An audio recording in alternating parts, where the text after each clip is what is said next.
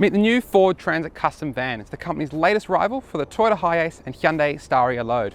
It's all new from the ground up, new body, new interior, all new platform, and for the first time you can have it with a diesel engine or fully electric power. Does it have the goods to compete? Let's find out.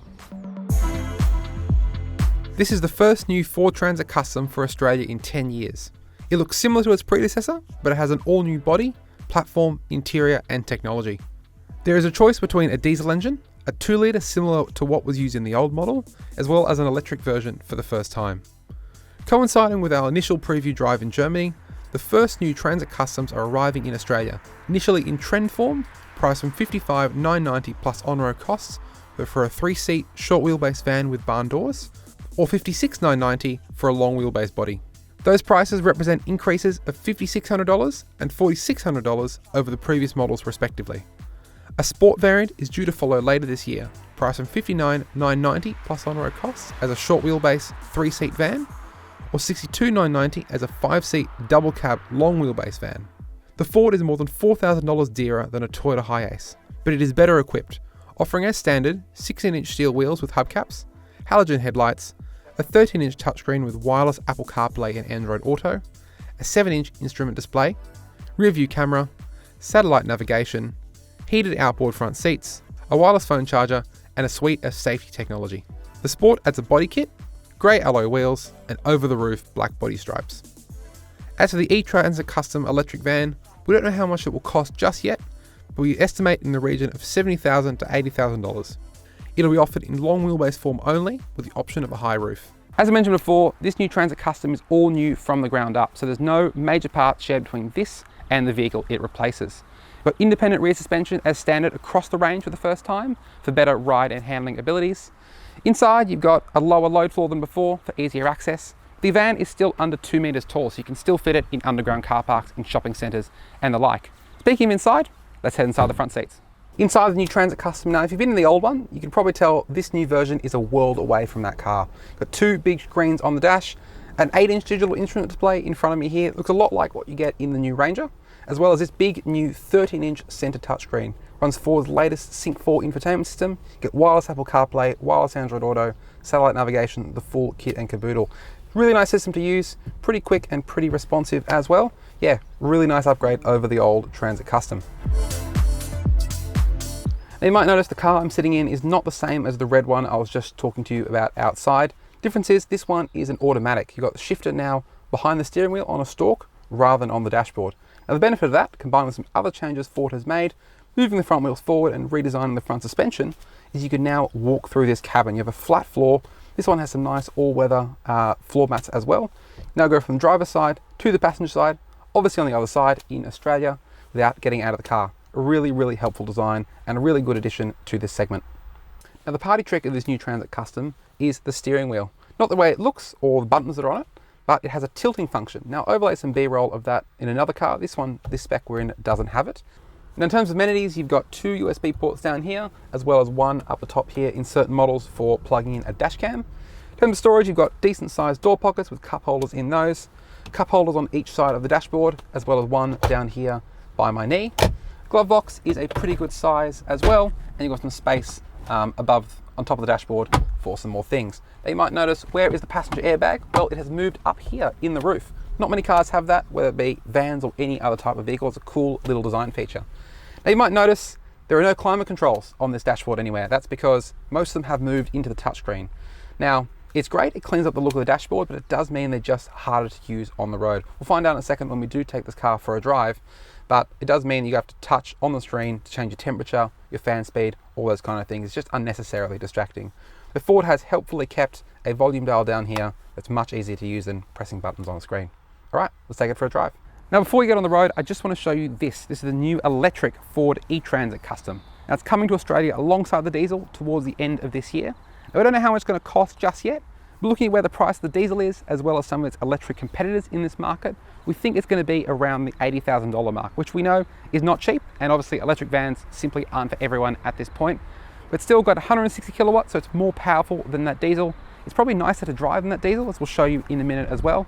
337 kilometers of claimed driving range in lab testing, so it's pretty good for around town uses, though it won't be great on the open road for a very long distance. What do you think? Is this better than a diesel? Would you have one of these? Is your business ready to go electric? Let us know in the comments below. New in Australia, our model lineup of Transits is relatively small, but in Europe, they have a massive range of options, including this, the eTransit Custom MSRT. It's sort of the Fiesta ST or Focus ST performance version of this new delivery van. Now, in Australia, we'll buy a lot of Ranger Raptors, Ford Mustangs, really great high performance cars, but sadly, this one isn't coming to Australia. What are we missing out on? Well, apart from this searing green paint, we've got new bumpers, new wheels, blue brake calipers as well. Inside, you've got different sports seats, different steering wheel, different badges around the place, as well as more power. About 210 kilowatts versus 160 in that other e-Transit we just looked at before. Quicker acceleration, stiff suspension. It's just a really interesting idea to make a sporty version of a van, and I really wish we got this in Australia. Will this work here? Let us know.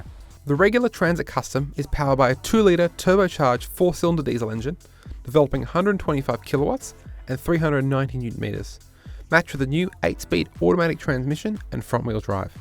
Payload ranges from 854 to 1269 kilograms, and the load area measures up to 3002 millimeters long to the bulkhead. For more in-depth specs, click the link in the description once you're done with this video to read the full written review on Drive.com.au.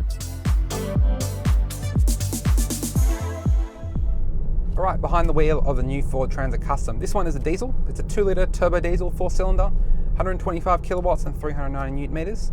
Now, it's not a powerhouse. It's not as powerful as Hyundai Staria Load, a Toyota HiAce, someone's rival in this segment, but it still does a pretty good job around town. It doesn't feel too stressed just keeping up with traffic in the city, though when you do get it to higher speeds on the motorway and so forth, it does start to run at a puff a little bit. And it's more of a laid-back engine. It's relaxed in its power delivery, and you do need to work it a little bit to get the best out of it. Again, not too bad, but some rivals in this segment are a little bit more powerful and have a little bit more grunt. Now, as for the steering, that's something they really, really like in this new Transit Custom. It doesn't feel big or cumbersome. It feels very much like a car in that regard. We're driving through a small little German town here, and the steering is quite direct, quite responsive on center. It doesn't really feel like you're steering a big vehicle that weighs 2 tons with weight in the back. It's really, really nice in that area. General movability around town is pretty good. You've got front and rear parking sensors depending on the model here in Europe. And overall, this is obviously not as big as a full-size Transit, but it's not as small as Volkswagen Caddy, a Peugeot partner, something like that. So it strikes a good size between being too small to fit stuff in and too big to move around the city. As I mentioned before, this thing is still less than 2 meters tall, so you can fit it in underground car parks, which is a really, really good thing. The ride is another highlight of this Transit Custom too. Now, the roads here in Germany aren't as bumpy as we get in Australia, and obviously we'll have to reserve our full judgment until we get this car on local roads in the coming months.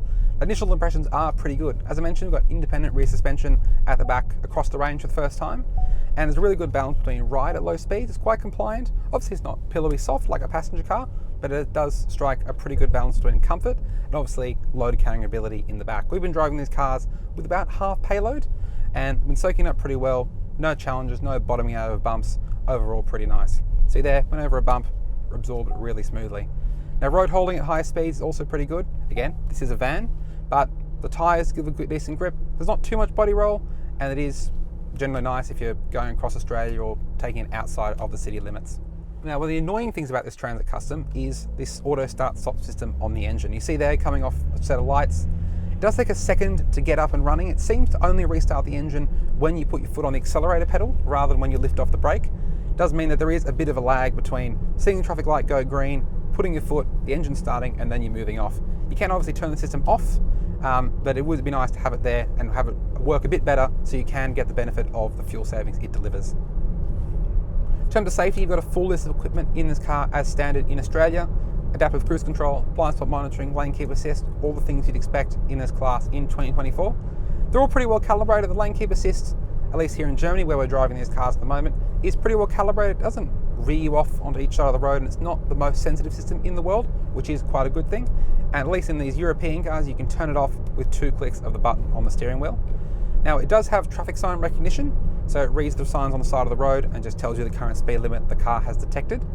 However, it also has an overspeed warning, which means when it exceeds the speed limit, it does beep at you and bong at you to tell you you're exceeding the limit. Now, it does detect the right limit based on our testing here in Germany. It may not do that in Australia, depending on how well it can read our speed signs.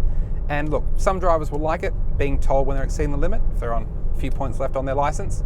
But for others, it can get annoying, and it will be something you'll be looking for the button to turn it off. As far as noise goes, you can probably hear now there's a little bit of tyre roar in the background and obviously some wind noise because this is quite a big car and quite a big shape to push through the air. But again, not too excessive and nothing that overpowers the cabin too much. The brake pedal is a little bit soft and does need a little bit of pressure to bring the car to a stop. Some drivers will like that, others won't. It really depends on your preference, and of course, take it for a test drive and see what you think.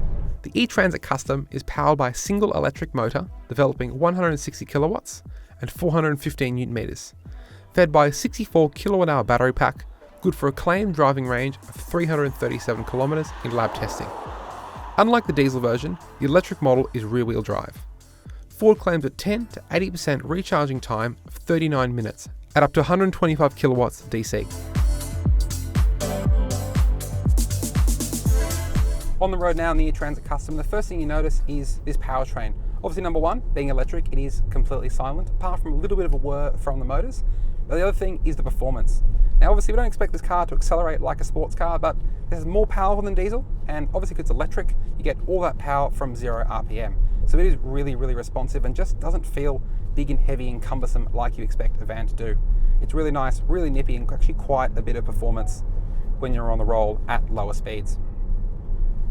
Something we really like about this new Transit Custom is the steering. It doesn't feel, again, big and heavy like a van. It's quite car-like in how it's tuned. It's quite direct and quite linear off-center. Really nice in that regard. Now, something that isn't as good, specific to this electric model, is the ride. Now, in the diesel, we really like it. It's quite composed over bumps and quite nice. But this, you can feel the extra weight. It sort of lumps and lumbers over bumps sometimes. It's not just the most settled. That's just a factor of having more weight, the weight of the battery and obviously the weight of the motor and those electric powertrain kind of things.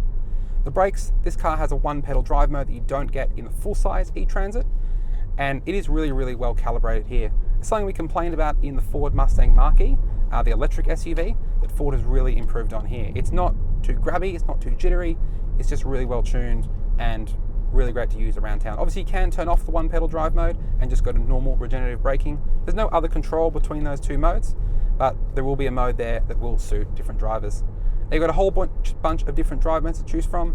The main ones, normal, eco and sport. Eco cuts the power from 160 kilowatts to 100 kilowatts, and you can really feel that difference in power. It's not just something they say on the spec sheet. Sport mode sharpens up the throttle response, makes it a bit more keen to accelerate, and yeah, it gives it a really nippy feel you don't normally get from a van of this type. In terms of handling, obviously again, we don't expect it to drive like a sports car, but it does hold on really, really well. Not too much body roll, tyres are pretty decent, and it does a good job on the winding road. One of the better cars in this segment, and the Transit Custom always has been more of a dynamic kind of car in this segment compared to a HiAce or some of its rivals from China. So there you have it, the new Ford Transit Custom. Now, reserve our full judgment until we get this new van on Australian roads later this year, but our initial impressions are really good. It's got a great interior, really nice technology, and it's also really good to drive on the road. What about you? Would you have one of these over a Toyota HiAce, a Hyundai Staria Load, an LDV Deliver 7? Let us know in the comments below.